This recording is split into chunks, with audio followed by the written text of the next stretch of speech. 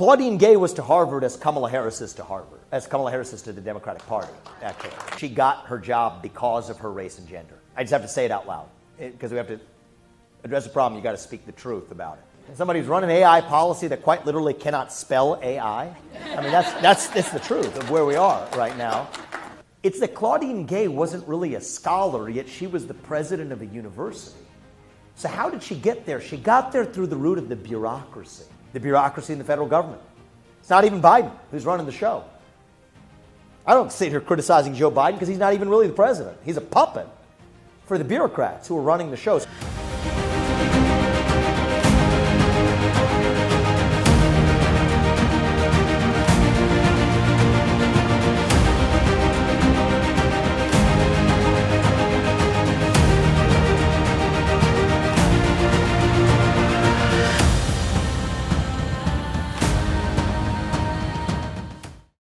Just a quick question about your thoughts about recent events at your alma mater, Harvard, and what lessons you might take from what's going on there. Yeah, there's two lessons. So, for those of you who are paying attention to things in the world that affect your life rather than what's going on, but there's a lesson in this that still is deeply relevant to all of our lives. So Claudine Gay, the recently hired president of Harvard, was fired after what appears to be a really ignominious track record of failing to publish. I mean, she's only published, I think, 10 or 11 or 12 articles ever in her career, no books. Turns out all of them were just cut and paste jobs of things that other people had written about race or a bunch of other topics. And the unspoken reality in all of this is that she's a black woman, and that's the uncomfortable truth here. And it's an uncomfortable truth because in this case, it's clear she got her job because of her race and gender. I just have to say it out loud, because we have to address the problem. You got to speak the truth about it. And it's sad because actually there's another black professor at Harvard who was far more productive than she had been, like by miles. She actually was threatened by him and went after some what appears to be spurious allegations of creating a hostile work environment for women or something like that, because she was threatened by anybody else who might actually expose the charade that she got her job because of her identity politics, and especially if there's a black man who's much more productive, that poses a threat to her own identity. And so what are the lessons that came out of this? Eventually, there was enough of an exposition of this that she ended up having to step down. She didn't do it gracefully. She did it calling out the system, everyone misogynist, racist, whole nine yards. What are the lessons? Claudine Gay was to Harvard as Kamala Harris is to Harvard, as Kamala Harris is to the Democratic Party, actually. Right? When somebody gets their job with utter incompetence, I mean, in Kamala Harris's case, it's like the equivalent of Claudine Gay at Harvard for her papers that she's writing. Kamala Harris is the person in charge of AI policy in the United States of America. Can you think of a greater danger to the future of humanity? Somebody who's running AI policy that quite literally cannot spell AI. I mean, that's the truth of where we are right now. But when somebody gets their job exclusively because of their race and gender, as absolutely was the case for Kamala Harris and as absolutely was the case for Claudine Gay, it becomes very difficult to fire them because otherwise you risk being got the R word, a racist. And there's no greater damnation in modern America, at least until very recently. I think things are changing a little bit as people see the charade. But until about last year, there's no greater damnation in modern America than to be called a racist. So when given the choice between pledging allegiance to that new religion and being tarred with that scarlet letter, you know what? Everyday Americans are choosing to bend the knee, creating this new culture of fear in our country. And that culture of fear has spread like an epidemic. So you got the emperor with no clothes. Everybody sees it. You can see it with your own eyes, but you can't say it. And that builds distrust. And the sad part is it breeds a new wave of racism that we otherwise would not have had in this country if you hadn't actually created that underbelly of actually creating institutionalized reverse racism and then told, shut up, sit down, do as you're told, you're a racist, if you point out what we all can see with our naked eyes.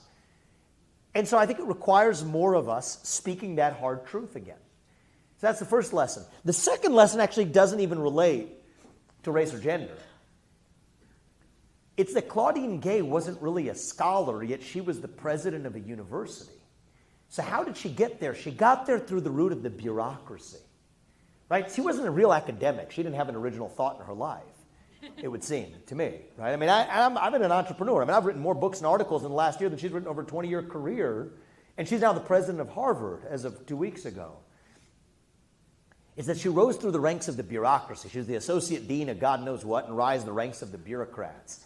And that's actually the moment we live in right now in America, is every institution has been taken over by the bureaucrats. The hospitals, the VA, the universities, the schools, companies, the HR department. I mean, I got the people running the insane asylum. They say the crazy people running the insane asylum. It's the HR department running the companies, actually, anymore. And the biggest mother of all bureaucracies, the one I'm looking to fix, the bureaucracy in the federal government. It's not even Biden who's running the show. I don't sit here criticizing Joe Biden because he's not even really the president. He's a puppet for the bureaucrats who are running the show. So this is what I called in my first book, Woke Inc. There was a chapter on this called The Rise of the Managerial Class. And it's not a kind of tantalizing subject that'll make, cable news on a given night, but it's the real cancer in this country, is the rise of the middling bureaucrat, the technocrat, who says that, you know what, we know better than the actual, in the case of a university professor who has original ideas. No. To them, shut up, sit down, do as you're told. We're the bureaucrats, the ones who are in charge. And then there's the thing about this is the bureaucracy and the wokeism, they go together. Because the bureaucrats always fail in their purpose, so they blow woke smoke to deflect accountability from their failures. Go institution by institution. Go across the board. Wall Street, they got the bailouts after the 2008 financial crisis. Well, you know what? We don't like Occupy Wall Street, but we'll utter some slogans you all like. Muse about the private jet travel to Davos. That's fine for us, but muse about the racially disparate impact of climate change after you get there. Muse about systemic racism. We can do that. As long as you leave us alone, we'll blow the woke smoke so our bureaucracy stays intact. Silicon Valley will censor speech. Some middling bureaucrat at Twitter or Google or whatever. It's not even Elon Musk or Jack Dorsey or anybody else at the top that even knows about it happening. It's the middling bureaucrats across the board that'll censor hate speech or misinformation as long as you leave us alone. Think about our own military, the bureaucrats in the military. General Mark Milley, the likes of Mark Milley, did not want to take the criticism for the Iraq War and their failures. Says that, hey, we'll just blow some woke smoke. Talk about systemic racism and white rage in our military. Blowing woke smoke to deflect accountability for our own failures. The teachers' unions. That's the rise of the managerial class in our educational system. We'll shut down the schools for 2 years in the public schools during the COVID-19 pandemic. It's amazing how COVID only affects the teachers at public schools. It only affects unionized teachers, not the non-unionized ones. Interesting how that works. And then a couple years later, it turns out the kids aren't doing so well in math classes in the inner city. The disparity has grown. What do they say? Math is racist. Now, math isn't racist. 2 plus 2 still equals 4, I promise you, no matter what your skin color is. But what might have been inequitable and a failure was their failure to teach those black kids in the inner city how to do math for those 2 years. But they blow the woke smoke to deflect accountability for their own failures. So actually, it turns out in that little tale about Harvard and the ivory tower in Cambridge, Massachusetts, there is a tale for all of us to understand. It's the rise of the bureaucrats that are using identity politics as a deflection as they fail us in every one of our institutions. And it's time to us to stand up for truth, to stand up for merit. That, you know what, once again, you do get ahead in this country, not on the color of your skin, but on the content of your character. And an institution, including the government, ought to serve the people who it's supposed to serve rather than the bureaucrats who have actually taken it over. That's the lesson I take away. Thank you, man. I appreciate it.